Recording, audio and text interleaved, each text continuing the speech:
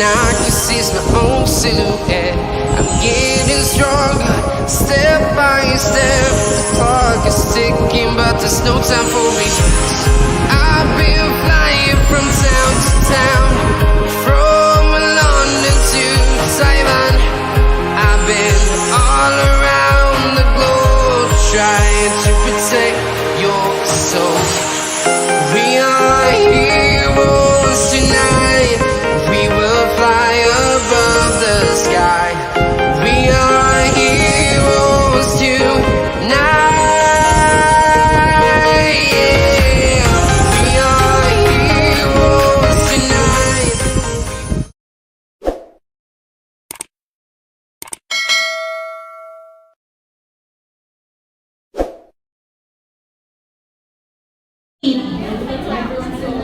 Yan, amazing speech sa We would like also to thank Shawnee's Lutong Bahay. Sila po ang nagluto, nag-sponsor ng ating lunch today. So meron po silang package. Pag-apat po ang kakain, tig 50 pesos per pack. Okay, maraming salamat po Shawnee's Lutong Bahay.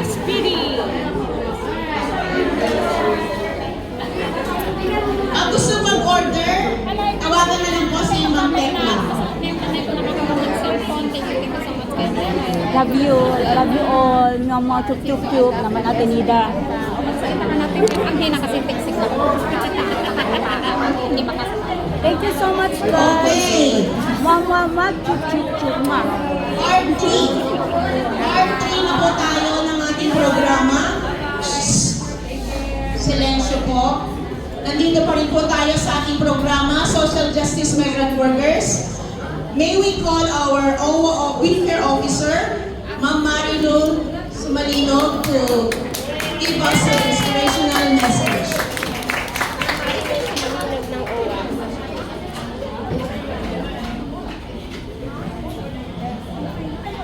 Magandang hapon po sa inyong lahat. Saan man sa mundo ang OWA ay abot kayo. My highest respect and courtesies sa inyong pong grupo, ang social justice. Of course, kay Madam Marites. Yes po. And of course, nandito po sa ngayong hapon, yung ating pong mga partners. Sa inyo po lahat, we have also from the Hong Kong University. Sa ating mga modern heroes na mukhang aligaga na, gusto niyo na bang sumayaw? A pleasant afternoon, everyone. First and foremost, I would like to extend my heartfelt greetings and congratulations to the 5th anniversary of social justice for migrant workers. Nung makita ko po yung inyong programa, ito ay hitik na hitik sa iba't ibang mga segments. At isa doon sa nagustuhan ko ay yung meron yata kayong learning session on overcoming barriers, to building alliances, to promote a better employer and employee partnership, and that is a relationship pala, and that is in partnership with, of course, sila, no? That is also our partner sa FWO as regards to providing psychological first aid to our OFWs. So that, congratulations also for supporting. And my presence here today marks our support to activities of Filipino organizations. Because at OWA, we always wanted inclusivity. We wanted everyone to be part of our journey. And what is our journey? In providing not only welfare case assistance to our OFWs, but also to provide them some worthwhile activities that will help them empower themselves. Yung pong inyong affiliation or membership sa isang organization ay nagbibigay ng hudyat na gusto niyo po ma-improve ang inyong mga sarili. Improve in a sense na gusto niyo makatulong din sa iba. Gusto niyo ma-develop ang sarili niyo through participation to different activities such as pageantry perhaps. Sino ba dito ang nagpa-pageant? Ayun, may mga nagpa-pageant, may mga magaganda. Sino po ba dito ang mahilig sa sayawan? Ayun.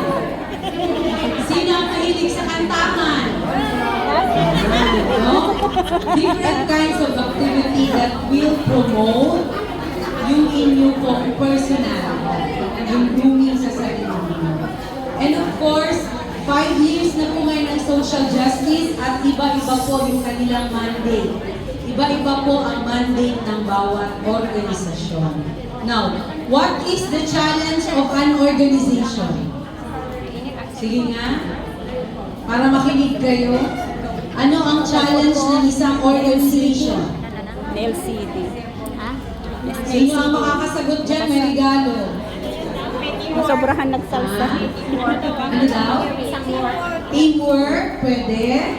Ano pa po ang challenge ng organization? Respect each other. Respect each other. Help each other. To see the welfare, very good. And betterment of its workers. Sige. Ano pa? Loyalty. O kanina may mga loyalty awardees tayo. Tama po lahat ng sinabi ninyo. Pero, ang pinaka-importante po sa isang organization is sustainability. Paano ninyo masustain ang organization ninyo? Dahil along the way, napakarami pong challenges. Meron pong mga times na nasa storming level kayo. Kailangan, kung nasa storming level kayo, kailangan nyo pong makaalis dyan para makarating sa next step, which is the norming level. Na kung saan yung pong mga challenges, yung pong mga bagay na nahaharap ninyo ay pwede ninyo ma-overcome. And since you're already 5 years, up to 6 years, up to 10 years po ang challenges ng isang organization. Okay? So, with that, again, I would like to say congratulations po sa ating social justice. Congratulations po sa inyong mga founders, and yung mga advisors, and yung members, and yung mga supporters. God bless po everyone. Good afternoon, at mabuhay po sa inyo.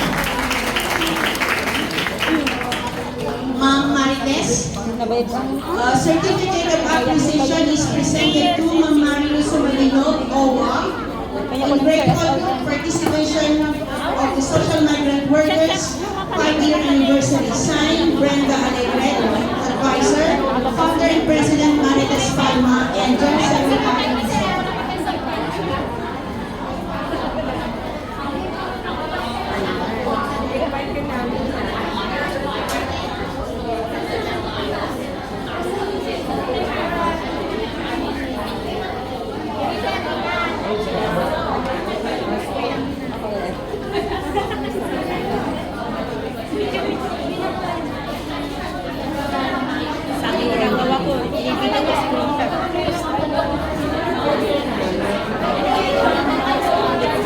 Thank you so much, OWA. Alam nyo, yung OWA, meron din yung programa, which is, yung programa po ng OWA is na-avail po ng anak ko na scholarship. Scholarship program, 30 pesos per semester, 60,000 per year. Na-avail po ng anak ko yun. Yes, and she's already graduate. Kasi, totoo po yung scholarship ng OWA. 30,000 per semester, 60,000 per year, per 4 consecutive years, total 240,000. Land bank. Yes. Okay, sunod na po ang ating speaker. Dan Paulo Yema, registered clinical psychologist. To discuss with us the overcoming barriers, building alliances to promote a better employer and employee relationship.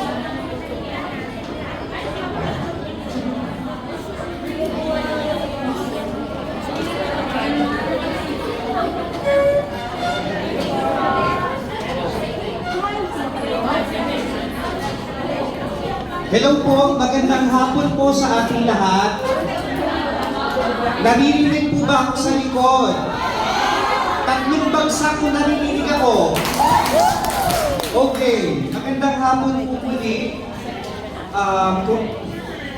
Unang-una po sa lahat, congratulations po sa Social Justice for Migrant Workers for the invitation na magbahagi po regarding our theme for this year, which is overcoming barriers, building alliances to promote a better employer and employee relationship. Now, show me, just show of hands. Sino dito ang makakapagsabi na meron siyang napakaganda at ideal na relationship with his or her employer? Hindi ko lang na magsalita dito. Tutuloy na ako. But even though, sa palagay natin, no, meron tayong magandang relationship, of course, there will always be barriers. Yes? There will always be challenges. Yes? Okay. And for those who are here, you're very lucky. Kasi makakarinig tayo ng something that we could use along the way. Sabi nga kanina ni si Gino, dapat may direction tayo, right? And in going to that kind of direction we want to pursue, we should have the necessary baon. Diba? Yan. Dapat meron tayong ganyan. Dapat alam natin ano ba yung mga kailangan natin gawin para mas magpatuloy. Tama po ba? Yes, tama. And also, as members of Social Justice for Migrant Workers, feeling ko po meron kayong responsibility. Ano yun? Na hindi lamang tulungan ang mga sarili ninyo, pero tulungan din ang ibang tao. Tama po ba? Because that is your responsibility, kasi naririto po kayo ngayon. Okay? Kaya after I give this short, ano ba to? Parang learning session, you are given the challenge to spread the word. Ay, parang ano lang, preaching lang, no? Okay. Pero, going back, sorry, sobrang liit, no? But let's try to look at that. Okay, so napapakilala po muna ako. By the way, ang pangalan ko po ay Dan. Tawagin niyo lang po ako na Dan. Hindi ko po kayo maaalala lahat ng mukha ninyo, pero kung makakasalubong ninyo ako, yung linggo, huwag po kayo mahihiyang mamumusta. So currently po, ako po ay isang psychologist. I'm a registered psychologist in the Philippines. And I'm currently po a PhD student, PhD in psychology at the Chinese University of Hong Kong. Okay? At as a PhD student, what I'm working on ay tungkol po sa mental health ng mga domestic helpers, at the same time, creating and developing mental health programs for you. Okay? And probably this is one way that we can extend that mission, no? Para po matulungan kayo. Also at the same time, ako po ay isang nagva-volunteer din po ako, busy rin ako pag-linggo. I'm busy volunteering at the Mission for Migrant Workers. Familiar po kayo? At kung nag-attend po kayo ng mga Give Care to Caregivers, ako po yung nagtutusok ng daliri ninyo para kumuha ng blood sugar. Diba? Ayan.